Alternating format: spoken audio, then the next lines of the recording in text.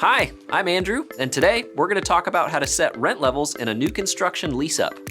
Rent is an occupancy driver. In a lease-up, setting the right rent prices is critical to reaching your target occupancy in a healthy time frame. In another video, we talked about the three components of rent prices. Those components are base rent, unit amenities, and specials. And those three things still apply here, but there are other factors at play in a lease-up. Let's start with base rent. Your base rent isn't your final rent price, but rather the uniform starting point that you apply to each floor plan type at your community. There's a couple ways you can do this.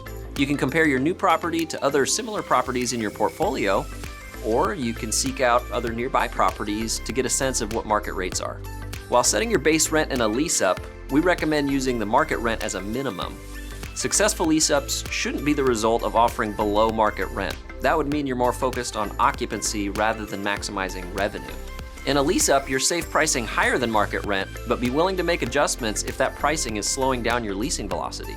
Once you've set your base rent, the next step is breaking down each of your unit's amenities, and then placing a value on both the positive and the negative differentiators. While two units may have the same base rent because they're the same floor plan type, one of those units may have a great view of the community pool, while the other one has a view of the parking lot. Therefore, the one with the view of the pool is going to have a higher final value to it than the one with the parking lot view. One positive differentiator that you can apply to every unit in a lease-up is that the new resident is going to be the first to occupy it. Lastly, rent specials can also play a role in lease-ups. At the beginning of a lease-up, you have 100% vacancy, and rent specials can help to minimize that. It's okay to have a special in place during a lease-up, such as first month's rent free.